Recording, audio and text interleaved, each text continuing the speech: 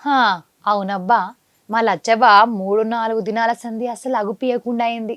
మరి ఏం చేస్తుందో చూద్దాం పాన్రి. ఆ, జూబ్లీహిల్స్‌ల పువ్వు పార్టీ పువ్వైపోయినమ్మా. మా అమ్మ లంకల దీపక్ రెడ్డి సార్ ఓడిపోయినమ్మా. ఓ అమ్మా, చెయ్యి పార్టీల మంత్రులు వచ్చి ప్రచారం చేస్తే మా పువ్వు పాటోళ్ళు కేంద్ర మంత్రులు వచ్చి ప్రచారం చేసినా ఓడిపోయినరమ్మా.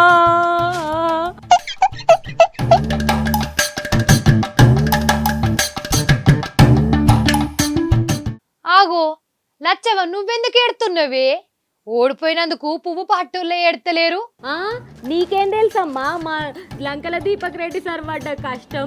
జూబ్లీ హిల్స్లో రాత్రి పగలు బగ్గ కష్టపడి ఆయన చెయ్యని పనే లేదు, మస్తు ప్రచారం చేసిండు తెలుసా. గందుకే అంటారు మళ్ళా, ముందు మురవద్దు వెనక సిరికి ఏడవద్దు. ఇప్పుడు ఏం చేద్దామంటావు నువ్వు?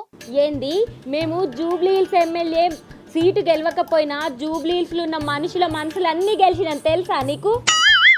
అవునే లచ్చి, నువ్వు బగ్గ బాధపడుతున్నావు గాని అసలు పువ్వు పట్టి ఎందుకు ఓడింది? గా కార్ పాటోళ్ళు చెయ్యి పాటోళ్ళు బగ్గ కథలు పడి మమ్మల్ని ఓడగొట్టిండ్రు, బగ్గ పైసలు వంచిండ్రు జూబ్లీ హిల్స్లో తెలుసా. లేకుంటే ముత్యం అసంటోడు మా లంకల దీపక్ రెడ్డి సారు గాయన గెలవకుండునా గిట్ల బాధపడుతుండేనా చెప్పు. సరే సరే, మీ సారే నెంబర్ 1 గాని గా బీహార్లా ప్రశాంత్ కిషోర్ సారు పార్టీ గెలిచిందా? ఏమని చెప్పాలే, అన్ని పార్టీలకు సలహాలు ఇచ్చే ప్రశాంత్ కిషోర్ సార్కే గియాల మనమే సలహాలు ఇవ్వాల్సిన పరిస్థితి వచ్చింది. పాములు పట్టే మనిషి పాము కాటుకు బలైనట్టు ఉన్నది కదా.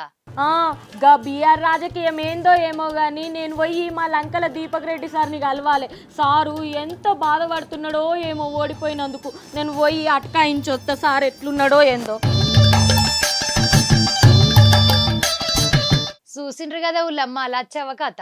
పాపం పువ్వు పార్టీ కార్యకర్తలన్నా గంత బాధపడుతురో లేరో గాని మా లచ్చవ్వ గంత కంటే ఎక్కువ బాధపడబట్టే.